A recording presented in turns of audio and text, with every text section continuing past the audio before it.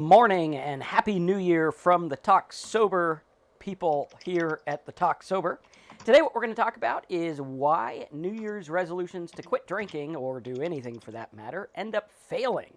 Why is it that we can't stick to a goal? Why is it that most people don't make it past January 7th or January 9th statistically when they try to do something, right? So what's the deal here? Now, for Terry and I believe, Terry, you're the same as me, we're on our 6th sober January. Yeah. That's 5.5 years sober. And today, what we're going to do is we're going to talk to you about what is the key to make this work. Why do people fail? Why do people succeed? And I think that looking at what makes people succeed at this is really going to help. And first of all, I think the key is to understand what's really going on, right? We got to understand what's going on, because the definition of an alcoholic is someone who continues to drink despite negative consequences in their life. Now, you might be wanting to quit just because it's the cool thing to do and you heard about dry January, or it's a new year, a new you kind of thing. But if you're here and you want to quit because drinking is causing negative consequences in your life, maybe it's affecting your job, maybe it's affecting your emotionals, maybe it's affecting your relationships, maybe it's affecting your health, and you're looking for a way to stay sober, then I think you're going to want to stay tuned for this whole thing, because we're going to talk about what makes this stuff work. What is it that made Terry and I stay sober? What is it that makes millions of people stay sober? What is the key? And I think we can dial it into a few different things that we have to look at, because so many people start off and they're like, I'm going to stay sober this year, or I'm going to stay sober this January, and they don't really look at what it takes to get there. So, welcome to the show. If you have any comments or questions, put them in the box. If you've been sober for some time watching our videos, type that in the box as well, and let's dive right in. Terry, how you doing? I'm doing well. Another sober New Year's. It's pretty Awesome. awesome. Cool. And And what would welcome RVA. Welcome Andrea. Day one. Hey, that's what I got today too. Is one day, and that's it. So welcome. Good to Yep. see you here. Yep. And I think we got to realize that that's all anyone has is today, right? If you could stay sober today, that's the key. And then tomorrow, work on another today and keep going at it. So I think what we'll do is we'll start off by talking about the things that didn't work. Because for me, I tried to get sober before I actually got sober.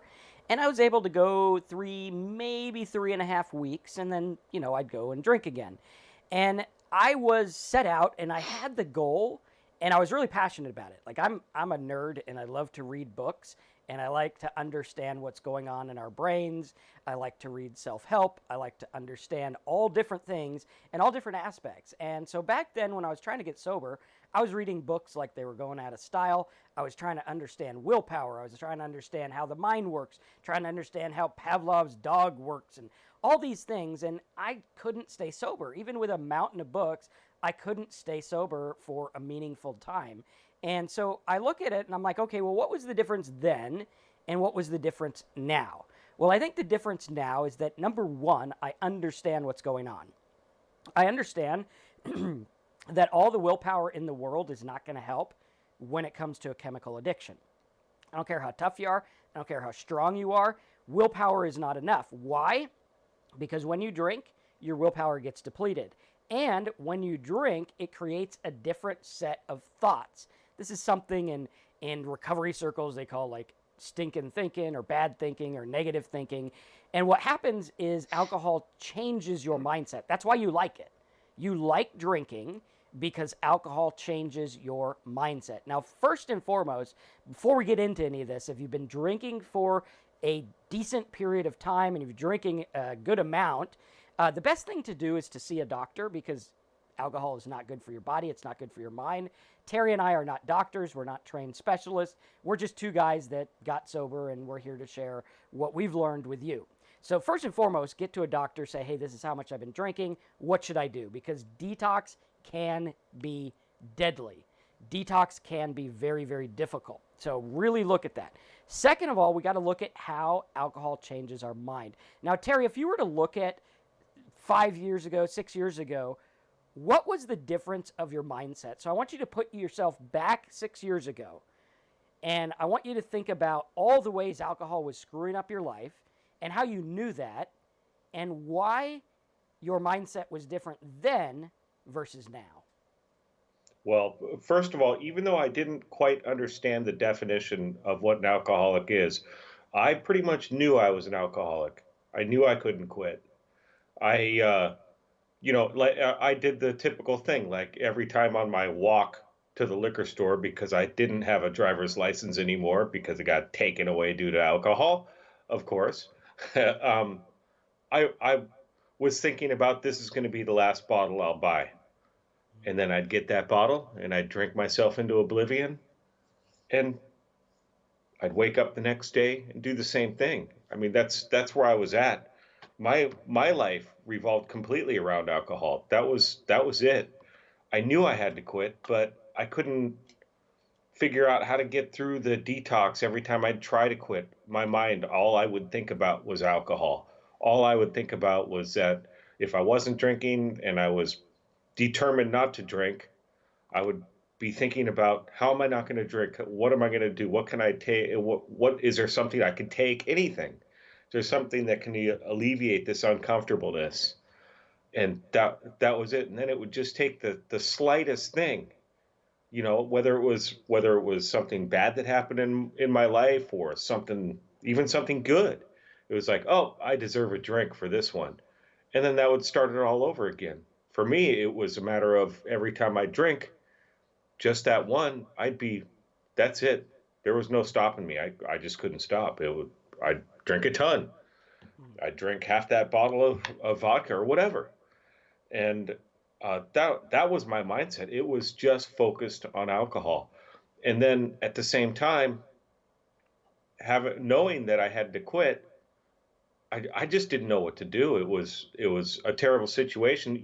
A few years before I got sober, actually went to the doctor and then they referred me to a specialist. It's alcohol and drug doctor, and they prescribed me some detox meds because they knew that I would be detoxing, and so I got those and I took them home. Went home, didn't get any help. The doctor told me I should go to AA meetings.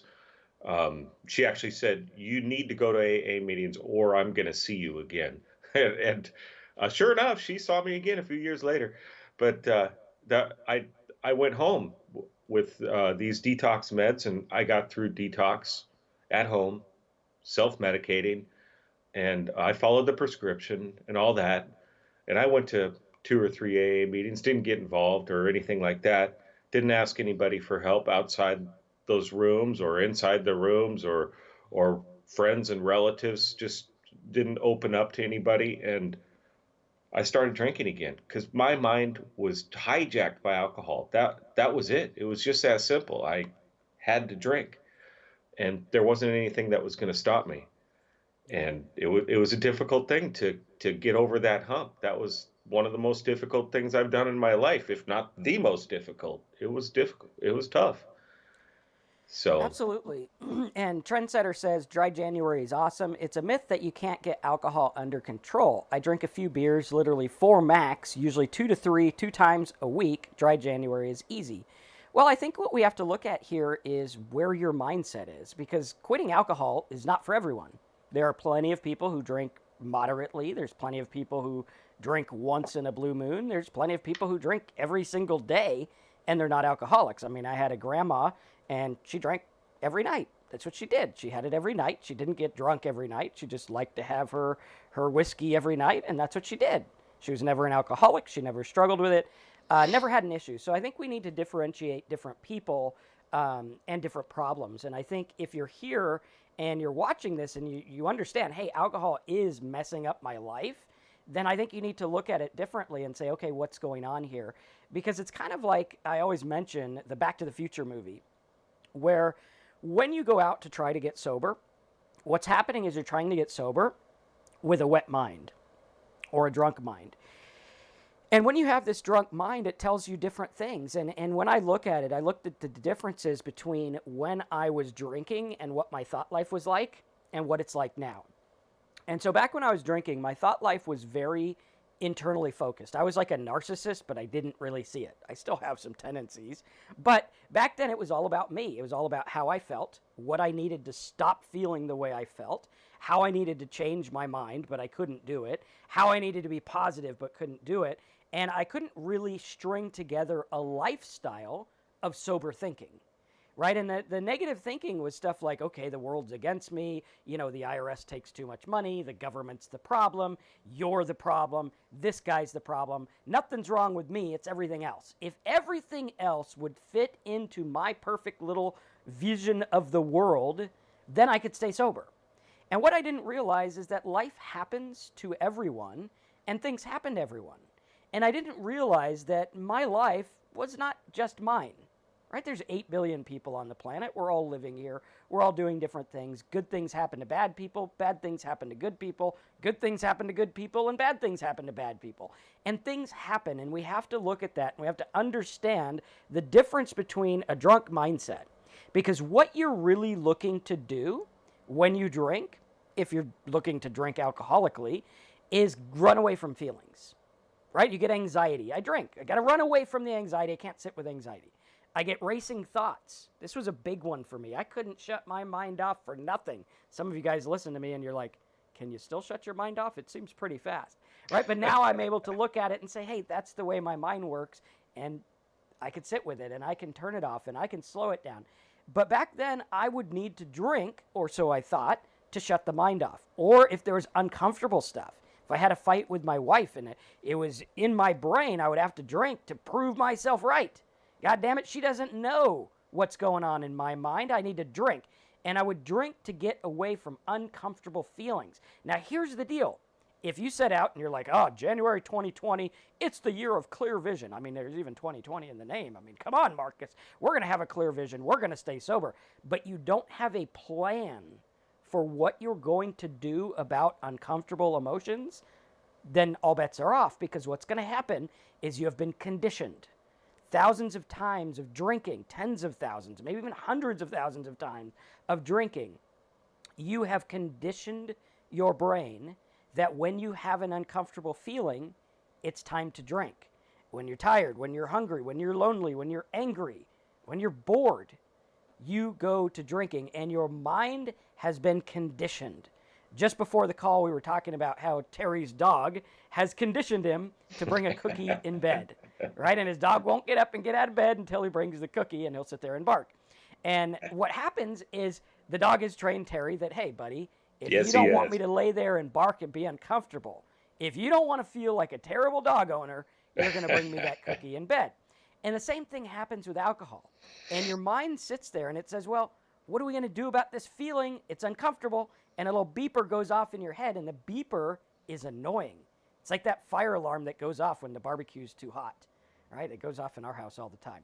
And so the barbecue's too hot, and the fire alarm goes off, and it's uncomfortable. Nobody wants to sit and listen to the fire alarm. But instead of changing the batteries in the alarm, what do? You go and drink, right? And you're like, whatever, it's not that bad. We'll just live with it.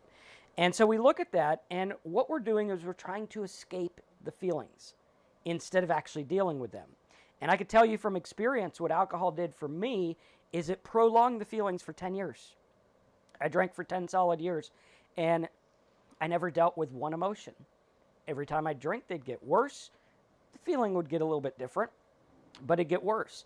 And at the end of 10 years, I'd sit there and I'm like, why have I not dealt with anything? Why have I not changed anything? And I want you to realize that the mind is a survival mechanism. That's what it is. The mind was built for survival, and it uses emotions as shorthand, right? Instead of saying, well, the spouse yelled at me, and I'm afraid, and I don't know what to do, and I feel justified and right, and my pride is hurt, and my ego is hurt. Instead, it just produces feelings. And you go, what the fuck is this? Why do I feel all this shit? Because you didn't actually think about it. And so you go drink to shut that off, not realizing that this survival mechanism is made to protect you. And it's made to say, hey, this is what goes on. For people like me who have been abused in their past, right? We have this protection mechanism that sees things. And if someone makes a face or looks a certain way or says a certain thing, my brain unconsciously is going to produce anxiety because it says, get away from this feeling. Get away from this situation because there's going to be hell to pay. And so what happens is we look at that, and now we're here, and you're 20 years, 30 years, maybe 60 years old. And you're like, why do I have all these feelings? Why do I get scared when my kid's teacher yells at my kid or something? Whatever. It shouldn't be doing that anyway. But why do I get afraid? Right? I'm 60 years old. This teacher's 25. Why am I afraid? Right? What's going on? And what happens is you've built all these things up and you haven't properly dealt with them. And the best thing to do is to get a plan. What are you going to do instead of drink? What are you going to do? And we got to really, really focus on that and look at it. So, what are your thoughts on that, Terry? Well, I agree completely with what you said. My mind was conditioned, and let me go through a little timeline of what I used to do every December and then into January. As a professional chef, those first 2, 3 weeks of December, super busy. And then at the same time, everybody, including myself, we all got to go shopping, do the Christmas presents. You got to put up the lights, you got to set up the decorations, got to clean the house for all those parties you're going to have. And at the same time, I'm working those first 2, 3 weeks of December. I'm working every day, maybe 1 or 2 days off, because that's just the way it is. I still do that in catering. We're very busy. And then here comes Christmas and just work my butt off for a while and then got to do that last minute shopping. I was always a last minute shopper because I didn't have time to get stuff before. Okay, last minute shopping, then Christmas. Relaxation. And the business I'm in, we're actually very slow Christmas through New Year. So that was kind of always a vacation for me. Relaxation, just kind of do what I want to do, mostly hang around the house and clean again because I hadn't done much, and then think about next year. Okay, now it's January. I got to take care of all this stuff. I'm going to fix this and this and this in my house, and I'm going to start doing this and get all these lofty goals. And one thing I'm going to do is I'm going to quit drinking because I'll have time to concentrate on not drinking. And then I get into January, and then you know, I would come up with just stupid reasons. It's like, oh, well, the college football playoffs are coming up. I can't not drink during that game.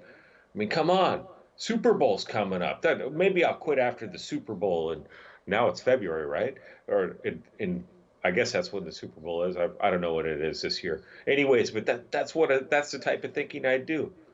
It's like, okay, then there's this and that are coming up, and then on top of that, my mind has been conditioned. Every little stress, every little thing that happens, I got to push those feelings down. I got to drink. I'm so first of all, I'm physically addicted to the alcohol, so I can't even get off of it because I'm going to start shaking, detoxing. I don't want to go through that. It's just horrible pain, and so I wouldn't allow that to happen. But if I did start to like take a day off and let those shakes just happen or whatever, then I'd start to think about it. And that's what I was talking about earlier. And my mind has been conditioned. So I have this obsession for the alcohol. And that's what would just drive me. And I'd never make it. Well, for me, I'd never, in the height of my drinking, I wouldn't even make it till January 1st, 1201. So it's just a dry January was just, that wouldn't happen for me. I know, Silent, you had mentioned about dry January is awesome and how you're able to control your drinks. And then you talked a little later about that you're not trying to undermine our efforts, and what we're doing here is absolutely essential and helpful. And the videos have helped you change your mindset away from dependency, and that's awesome. That's great. I really appreciate that.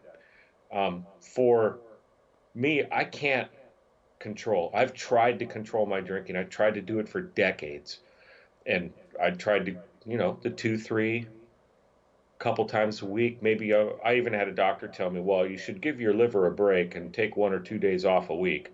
And so I did that for a month. Then I was back to drinking every day, and the drinking just kept escalating. I wasn't able to control it. And can I control it now? I don't know, but I don't miss it. It's okay. I'm not gonna test that theory. All of my experience and the experience with people I've worked with that are pretty heavy alcoholics, anytime any one of them have tried to drink a little bit, they've been right back to where they were before. They start drinking a ton. And that was my experience as well. When I tried to control it and I was able to control for a little while, Eventually, it led to me drinking uh, a half gallon of vodka every 2 days. I mean, that's just what it came down to, and that's the Yeah. fact. So I'm not even going to try that. And But I think it's interesting to realize too when you look at things like dry January or people who want to quit for a certain time. What we got to really look at is one, the motivation, and two, what's going on. Okay, so yeah, first of all, like if I want to do a dry January, or if I'm like Silent Trendsetter and I'm like, okay, maybe I don't want to get it off the table for the rest of my life completely, right? We have to look at it, and we have to really rationalize with ourselves that we don't know what the future is going to hold. I don't know. Maybe one day I'll be able to control it. Do I care enough to try it? No. Why? Because of the fact that what you're doing is you're reinforcing everything positive about drinking, right? So when you go drink and you get the feeling and you're like sitting on the couch or at the party or whatever, and you're drinking and you're like, man, this felt good. I missed this. What's going to happen is your mind's going to recall all the good things about alcohol and none of the bad, right? You never sit there and you're like, yeah, I'm going to watch the football game. I'm going to drink. And once I get to like 7, I'm going to start having hard shit. And at the end of the night, I'm going to be passed out. And I'm going to wake up the next day feeling like shit with a hangover. And life's going to suck, right? We don't think about that. We don't even think about that when we're hungover. We think about how do we get the next drink at 5 a.m. in the morning because we feel like shit. And so what happens is you're reinforcing all these things. It's like if you are in an abusive relationship. Let's say you have an abusive spouse, right? And finally, you get the courage to break away. And you're like, I'm not taking this abuse anymore, right? And you walk away. And you're like, I'm done with that shit. And then they come back and they're like, oh, I've changed. Everything's changed. And you go back. Okay, whether everything changed or not, what's going to happen when you go back is what's called familiarity. And you're going to be familiar with all the feelings. You're going to touch the person. You're going to sleep with the person. You're going to talk to the person. And all these familiar feelings are going to come back. And again, that built-in forgetter is going to happen. It happens with alcohol. It happens with abuse. It happens with all this stuff. And you say, well, it's not going to be that way this time. It's going to be different this time. Marcus, you don't understand because I was able to walk away. So I can walk away at any time. But 5 years later, you find yourself in the same spot trying to escape an abusive relationship or trying to escape alcoholism. Why? Because familiarity keeps us comfortable. Alcohol's familiar. We know what we're going to get. The problem is we don't think about the bad we're going to get. We only think about the good we're going to get. Bless you. thank you. And so we look at it and we're like, what do we do? Well, what you do is you make a plan. When you're that person who escapes a bad relationship, when you're that person that escapes a bad relationship with alcohol, and you're like, dude, alcohol, you make me feel like shit. You make me suppress feelings that if I just felt them, they'd probably end up going away, right? I fought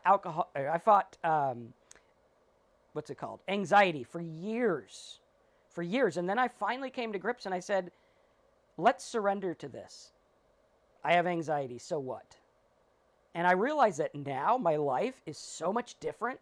Anxiety is so much less. Sometimes I go places. Like I used to not be able to sit in a movie theater or a church or a school when I go to my kids' school things. I used to not be able to sit there. Sometimes I wouldn't even go. Sometimes I'd dog out of going to the movies with the kids or something like that, and I'd miss good things because my anxiety was so crazy, crippling. And then I realized, what if I just surrender to it? What if I just say, whatever, that's what it is. I have this. Okay, this is how we live. And we make a plan. And when we look at this, we start to make a plan of what are we going to do. And we start to accept it. And one of the most important things in my life was accepting the fact that alcohol had got me. Accepting the fact that I couldn't drink normally because it didn't work. I tried for years to get sober without success. I tried to get sober. I was like, oh man, I got 3 weeks. I can do this. I got it. Then I'd drink one and familiarity would kick in. And 3 days later, I'd be drunk on the floor saying, why did this happen? I was doing so good. And the reason it happened is because I didn't surrender to the fact that alcohol changes my brain. Whether I have one or whether I have 1,000, it changes my brain. And I know that if I drink one today, I know it will change my brain.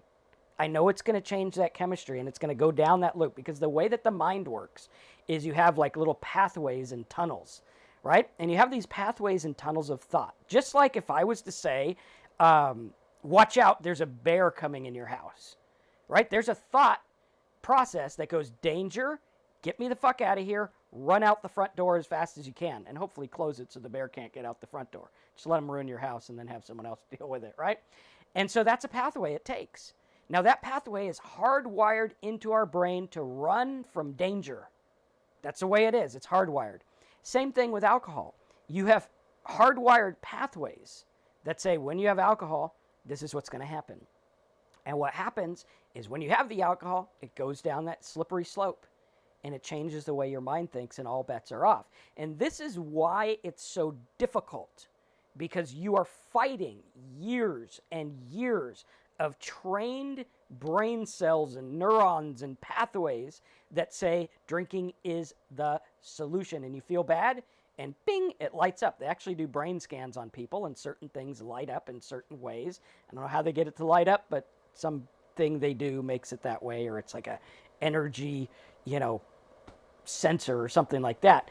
And what happens is they look at it and it lights up, and they've done this test with alcoholics, and they put alcohol in front of them or talk about alcohol, and a certain area of their brain lights up. And when your area of your brain lights up, you have to remember that your mind is like a lens, and you get what you focus on.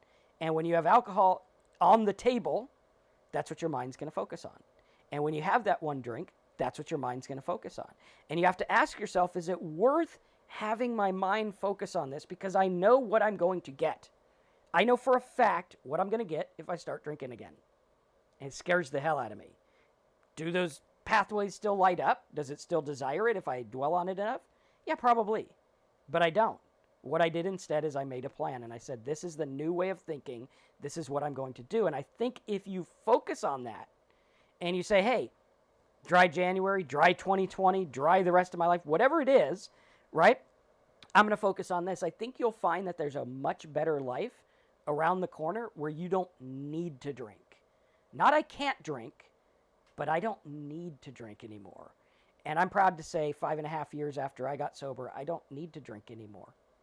I've had things happen in the 5.5 years that I never would have imagined happening before. Like crazy things, right? Relationship stuff, people being shot, like loved ones that get shot. I mean, how do you deal with that, right? What do you do, right? And we got to look at that and say, wow, it's because I changed the way that my brain focuses. I changed the way that these things look in my mind. I changed what these mean to me. What does this mean to me, right? Right.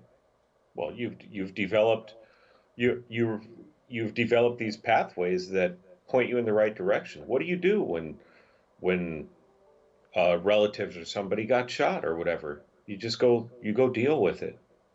You deal with whatever is in front of you. That's what I do when something goes wrong. I just try to deal with whatever I can deal with. And I've developed this new mindset to where, I'm able to tell the difference of what I can deal with and what I just have to let go and just kind of go with the flow. Um, I have a part-time job at a hotel right now, and I've kind of been replaced. And so in January, well, it's January now, but next week, I go talk to him, see what happens, see what's gonna go on with it. Not worried about it. It's okay. If I've been replaced and I no longer work there, okay, it's all right. I'm a caterer too. It's all right. And that's just the kind of things that come up in life. Before I'd be all stressing about it. Well, I need this job, but they don't pay me enough. They need to pay me more. I'd just be going through all these thought processes and stress, and I can't control that. And I look at it from their perspective. I wasn't available all of December because I was catering. They had to get somebody in there, so be it. That's kind of what happens. Yeah. One thing you were talking when you're talking about those neural pathways, Marcus. We've developed these neural pathways, and this is one of the dangers is that. So I've developed this new way of thinking. So I have these new pathways in my brain, but those old ones are still there. And like you said, we're talking about the light bulb goes on.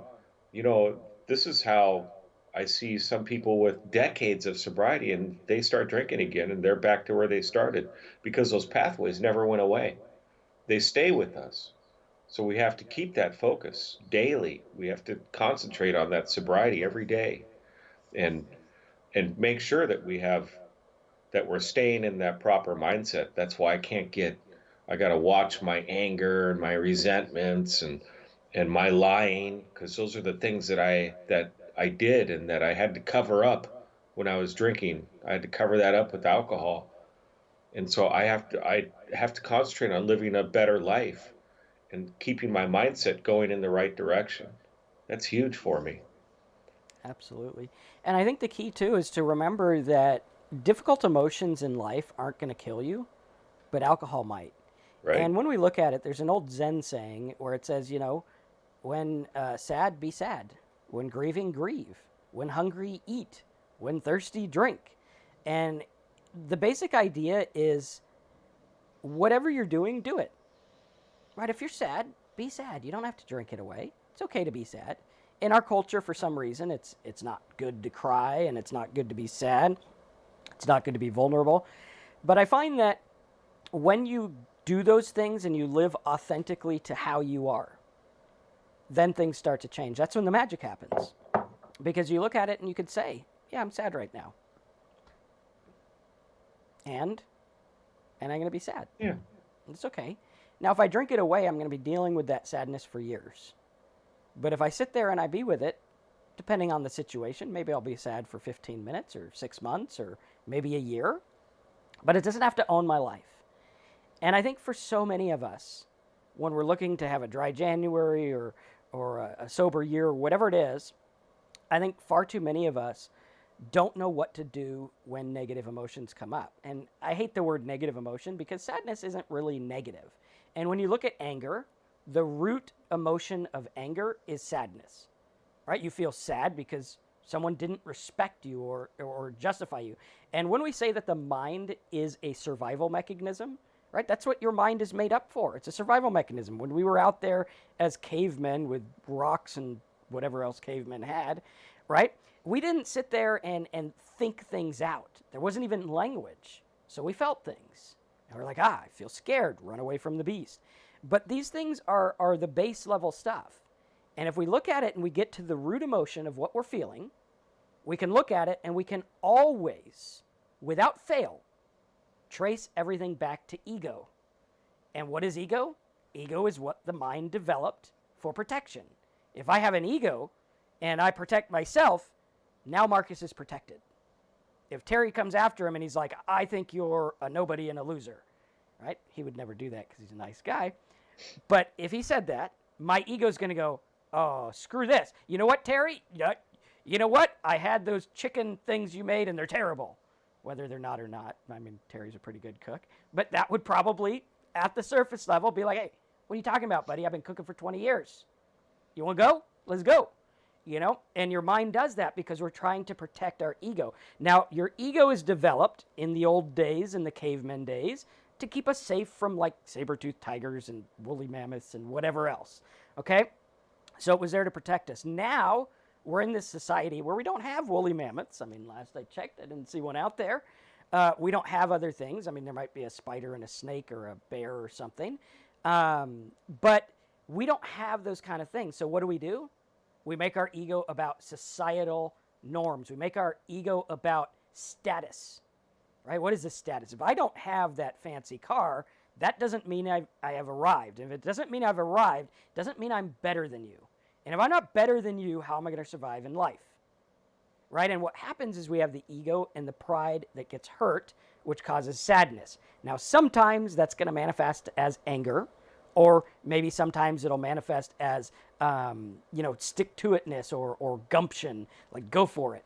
And so we look at that and we're like, okay, well, now that I know that's there, and I know it's not really needed because like my boss isn't going to come like beat me up usually. So I need to just submit to it and relax to it and be like, this is just how it is. And really understand that I'm not any more important than anyone else. Right? One of the things that I look at in life is the fact that I couldn't even choose where I was born. Right? I mean, think about this for a minute, and this will start to change your mind about a lot of things, because you sit here and you think about your job and your spouse, and I should have, and I should get, and I should be, and I should feel. And we didn't choose to be born where we're born.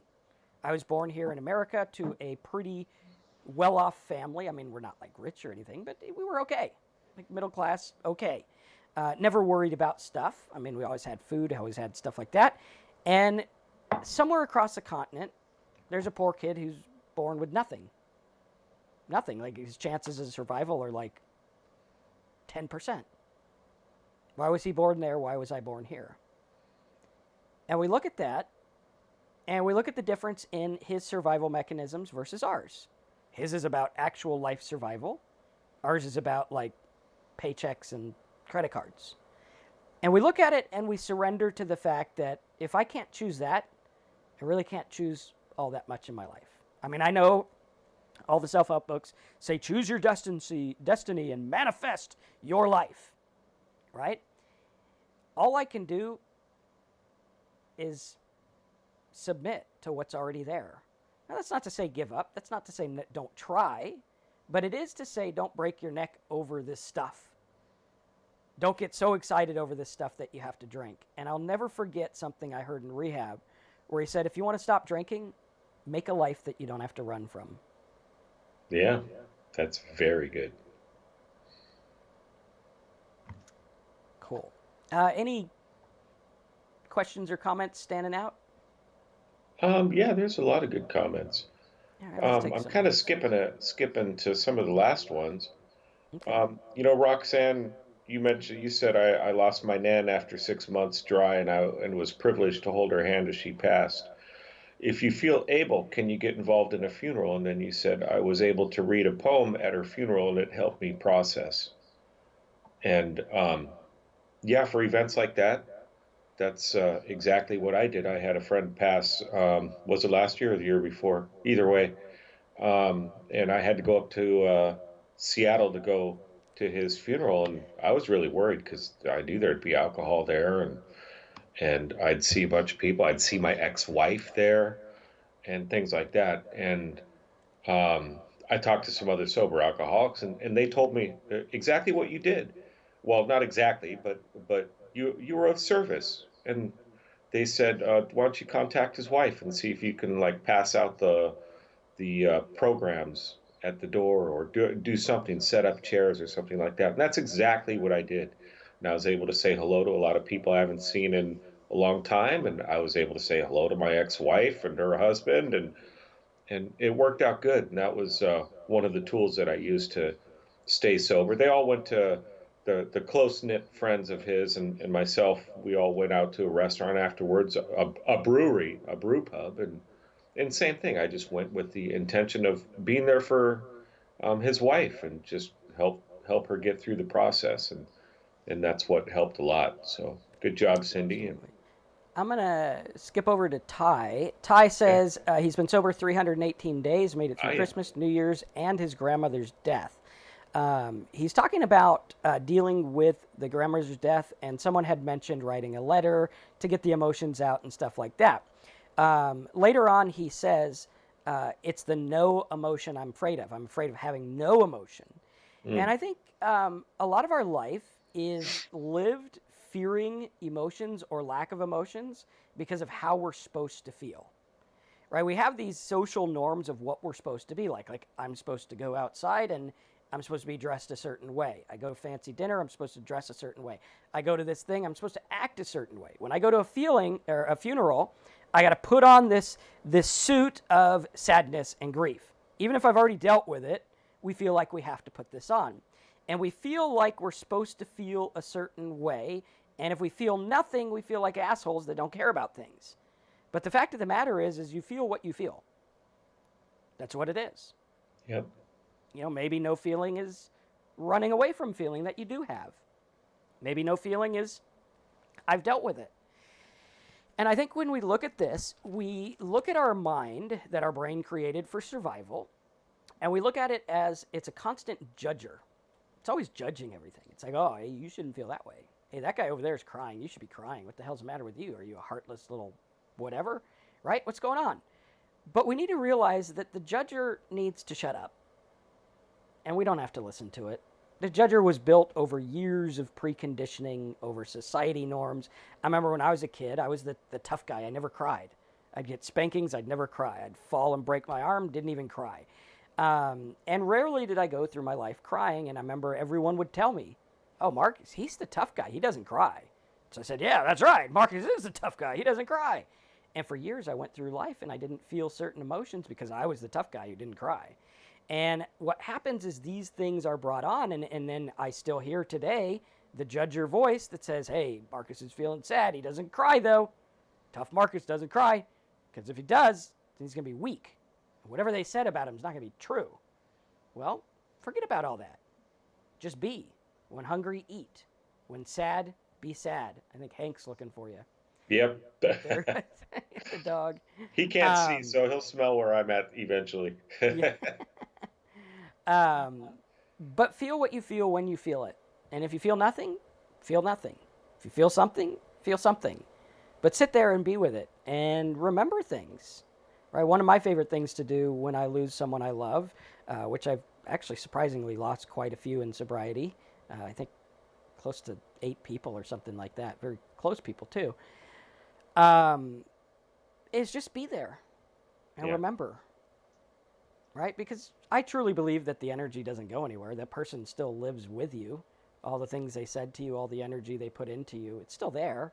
It's not going anywhere. It didn't go anywhere. And just be with it. Right? Just be with it and give yourself the okay to feel the way that you feel. Right. You know, my mom passed away about a year and a half ago, a little less than that. But, you know, I went through some of the same guilt. I didn't cry and wail and all that. Sure, I cried a little bit, but not that much. I felt guilty that I didn't have as much emotion as one's supposed to have when their mother passes away. But, you know, at the same time, um, I had been visiting her as much as I possibly could. And when I visited her, I was there.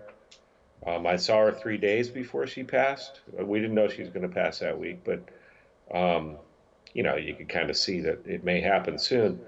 But you know, I was there. And you know, another thing after she did pass away, I thought about, well, hey, I was there. I wasn't drinking into her death, and I was sober.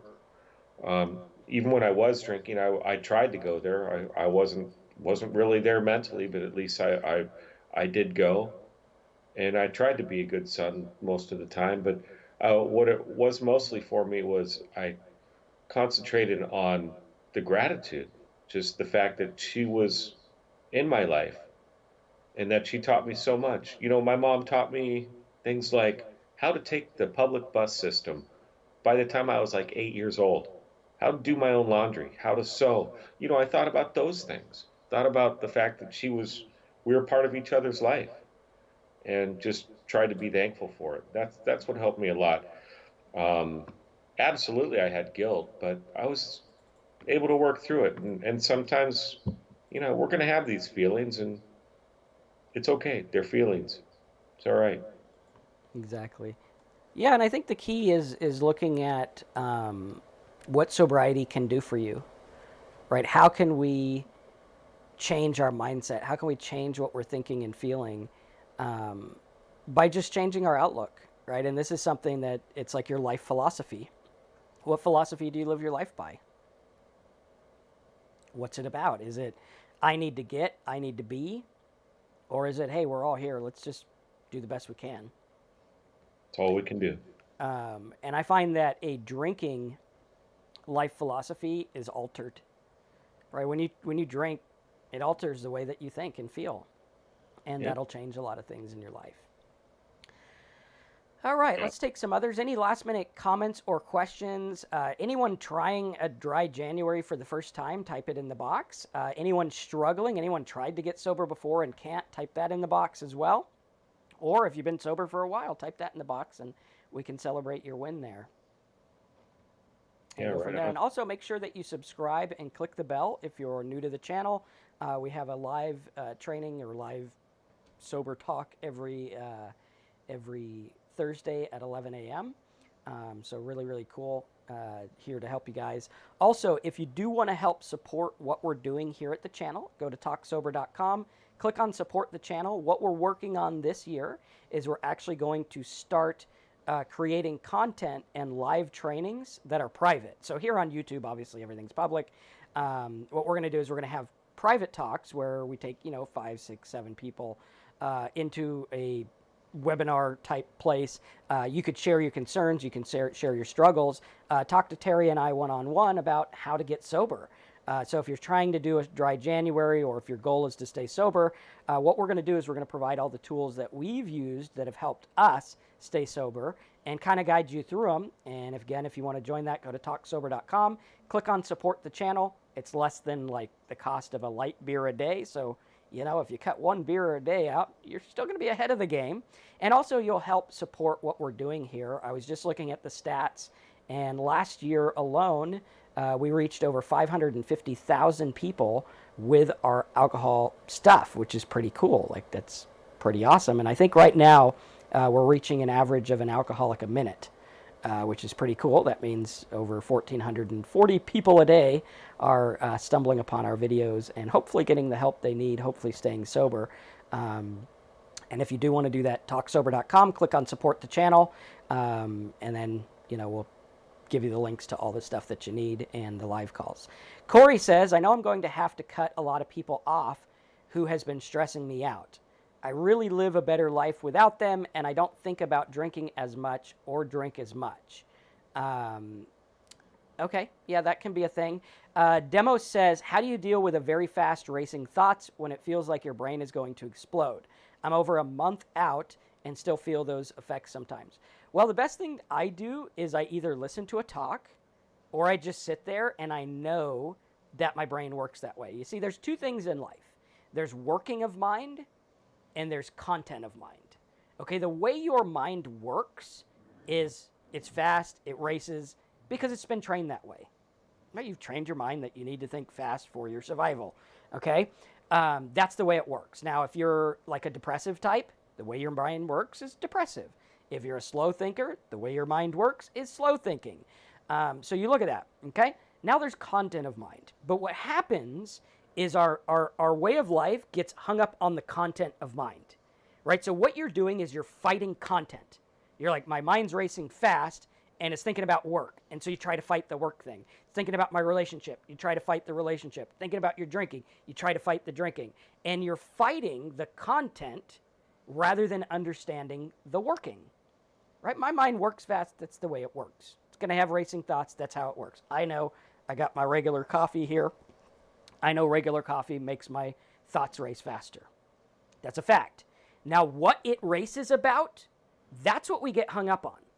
Right? We always get hung up on what it races about. We're like, oh man, I got to do this, got to do that, got to solve all the world's problems before noon. But that's not actually helpful. What's helpful is to say, yeah, my mind races, that's cool. And what you're going to notice is that when you submit to that and you accept that, it's going to start to slow down. Because what it wants is it wants content to feed it. Right? It's a distraction mechanism. It's like, okay, give me content. Give me this. Give me something to talk about. Give me something to think about. And it's going to race on that. And you're going to be like, oh, my mind thinks fast because I got a lot to think about. Okay, you're always going to have a lot to think about if your mind thinks fast. But if you slow it down and you pause and you focus on your breath and you realize that you really can't control all the things that are in your mind right now anyway. Right? Like people who think about political stuff. Unless you're a politician, you really can't do much about it. Really can't. I mean, I've had countless heated debates with my family about politics. As you guys can see, I like Bernie, and my family does not like Bernie, right? They don't at all. They're like, are you a goddamn socialist? And I'm like, well, you're obviously not listening to what he has to say, but at any rate, I like what I like, you like what I... And we've had these heated discussions, and none of us have ever changed any policy ever. But we talk about it, and the brain does the same thing. Talks about it, and talks about it, and talks about it. But very little is done to change it. And when it comes to alcoholism, you got to ask yourself, am I talking about it? Am I thinking about it? Am I dwelling on it? Or am I actually doing things to change it? Because you could think all you want. But if you keep picking up that drink, you're going to keep getting what you've always got. And if you decide to stop and you say, I submit to it, my brain doesn't work well with alcohol. I'm going to put it down. I'm not going to Right. pick it up again. Then things start to change. Yeah. Corey, I'm going to address what Marcus just read there a little bit. And once again, you said, I know I'm going to have to cut off a lot of people off that have been stressing me out, and I really live a better life without them and don't think much drinking that. I don't think about drinking as much or drink as much. For me, when I first got sober, I didn't cut people off, but I just backed away. And I'm glad I didn't cut them off because a lot of these people that I just kind of backed away from, they're part of my life again. And they're not part of my life as far as I don't go meet them in bars anymore. A lot of people, but then at the same time, a lot of us, we have people we just can't get away from. It's our family that stresses us out, and we're with them every day, all day long. But what in that case, what I did in that early sobriety and still do is I just concentrate on I take care of my side of the street. So what I'm doing, I will take care of what I'm doing. I can't really control what they're doing. I can't change their mind, just like Marcus is talking about the politicalness and all that about his family. He can't change their mind. I can't change my friends or the family's mind or what they're going to do. And when it affects me, I can deal with what part of it is affecting me. And I try to deal with that in a more loving manner than I used to, where I would just be aggressive and defensive and all that. And that's just kind of what I tried to do. But as far as cutting people off, I'm really glad I didn't actually cut people off. Some of the people that I used to hang out with, they're not part of my lives anymore, and it's okay. And if I see them on the street, even those people that I really totally had to stay away from, see them on the street, I say hello. That's it. I don't need to be part of their life again. It's no big deal. And that's kind of the way I approach that. Cindy said something right under that was different. But this was my third year of sobriety during the holidays. Holidays are always hard for me. For me, holidays when I was drinking was hard for me, and it was really a simple reason why, and that's because I had to deal with people. So, Christmas and New Year's, got to go to the parties and all that. So I had to be more sober than I wanted to be. And for all holidays for me are pretty cool now. The last 5 holidays, I've cooked for a bunch of sober alcoholics. Well, maybe some of them aren't sober, but they're trying to get there, and that's what I've done. And that's in the past few years, I do that, and I focus on being able to hang out with my family too. So I got to make sure I got that balance. I'm not just all about sobriety, living the well, I am all about sobriety, but not um, what am I trying to say? Stopping hanging out with my family and friends and things like that. There's got to be a balance there. But that's what I've done. So, Absolutely. anyways, but Let's see. holidays can definitely be hard for people. Roxanne says, I love these live feeds. Thanks for creating this platform, Marcus and Terry. I recommend to everyone Marcus's Letters of Sobriety, which, by the way, we are coming out with a book. It's almost done. We will have it on Amazon shortly, comprising of a lot of those letters and some other stuff. So watch for that. Hopefully, it's going to come out January, early February. It's a book about how to get sober, and I think it's even good if you are sober. So really, really cool. If you guys like that stuff, again, let me show you guys how to do that. You can go over to talksober.com. It's going to look like this. You could join our Facebook group where we all talk about alcoholism stuff. We have some other stuff for you as well. Now, if you go to support our work, you could actually click on this and you can support what we're doing and also get lots of tools and those trainings that I was talking to you about. All you got to do is fill this out. And again, super inexpensive. It'll help you with your sobriety, and we'll be able to coach you in a more personal manner. A lot of sobriety coaches out there, they have courses that are like $1,000 or whatever. We want to make this inexpensive and something everyone can do. And if you feel like you need it, but you truly can't afford it, like truly can't, let us know and we can get you some help as well through those. Okay? So, cool stuff. Right on. All Let's see right. what else we got. Yeah. Oh, go ahead. No, no, that's okay. Andrea says, I went no contact with most abusive childhood. It's more peaceful. My old drinking buds are real sick from alcohol. Yeah, that's kind of it's pretty sad. I see some of my old drinking buds too, and they got all sorts of ailments going on. And I mean, I got the sore wrist and things like that, but I think I'm a lot healthier than what I was drinking. That's for sure. At least that's what the doctor says. Awesome. All Marcus right. Allen says, Marcus, you rock, great talker. You have that gift. He does. He's very good. I'm still working on mine, but maybe we'll get there. Maybe we won't. I think we just need to balance out. I need to slow down a bit, and you need to speed up a bit, or something There like you that. go. But hey, I think we make a good team in that regard. So cool stuff. All right, guys. Any last minute pressing questions, thoughts, or anything like that? Again, hop over to talksober.com. Check out the resources we have for you. Some of the things that you will be helping out with this year if you click on support our work and sign up. I'm working on a set of videos and audios that you could watch, that you could take on your phone for when you have alcohol cravings or when you feel angry or sad. We're working on a whole set of them that you can take with you, because that's something that I've found is not only just good for sobriety, but is also good for life in general. Because a lot of times when you have alcohol problems, it's because of the fact that your thinking is off. And if you try to outthink a thinking problem, it's not going to work, because you need new thoughts. Or you just got to get new thoughts, and that's what I needed when I got sober, was new thoughts. And what these trainings and talks will do is put new thoughts in your mind, give you new options, new ideas, because what happens is we get stuck in a rut and we need to break out, and that's what's going to help us. Right on. All right, so any last minute words of wisdom or thoughts? Well, let me see about the why resolutions fail dry January. It's because alcohol is just basically controlling our mind. If we just suddenly decide we're going to quit in January, it's more of a process. That's what sobriety is. It's a journey. It's a life process. And for me, I wasn't able to quit in January.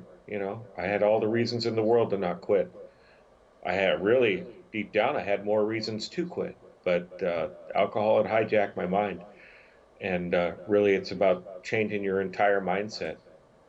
Absolutely. The only thing you have to do to get sober is change everything. That's it. And that's, for me, that was everything in my mindset and what I was focusing on.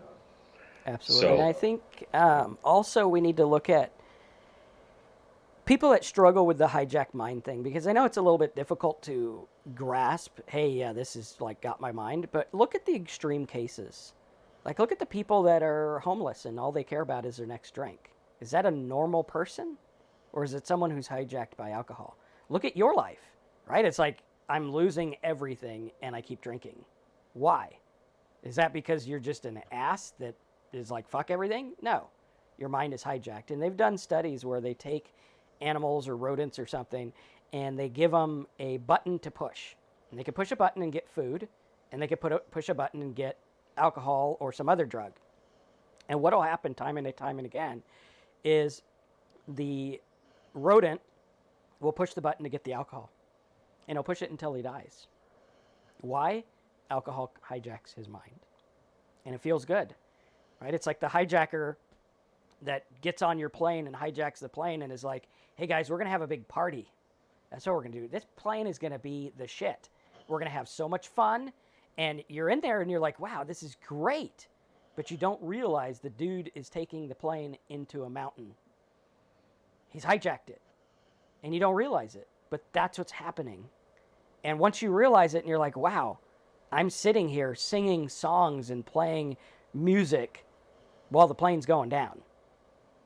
And I'm pushing that button and pushing the button until I die. Why? Because you push the button first, and then you push it again, and then the button starts pushing you. And you drink the alcohol, and you feel good once, and then the alcohol starts pushing you. And what does alcohol want more of? More alcohol. That's how addiction works. And if you look at that and you say, dry January, dry February, well, if alcohol's hijacked my mind, I think I need to unhijack my mind. Who cares what month it is? Who cares what day it is? It's time to get sober because I don't want my mind to be hijacked. And I don't need to commit to the rest of my life to, oh, Marcus, you don't understand. Do I have to stop drinking the rest of my life? I don't know. I'm not you. I have no idea. But what I do know is you need to get your mind unhijacked and make that decision with an unhijacked mind. Because people who aren't hijacked by alcohol don't worry about not drinking the rest of their life. If you told my wife, hey, you got a condition and you can't drink the rest of your life, she wouldn't give a shit. You tell an alcoholic, they're like, oh, no, that's off the table. I mean, I got to drink at least once in the rest of my life. Why? Do you need to know what it tastes like? I think you pretty much know by now. Do you need to know what it feels like?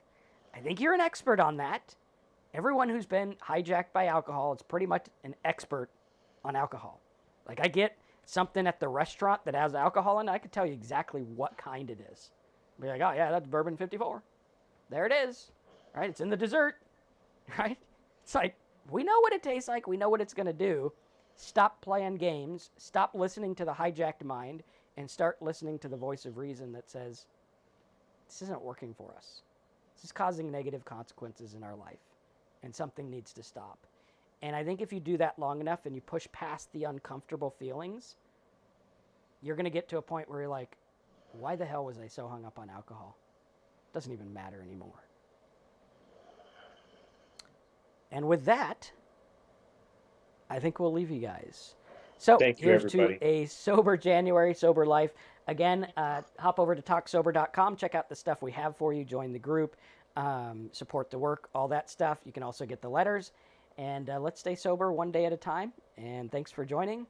Have a happy new year. Happy New Year, everybody.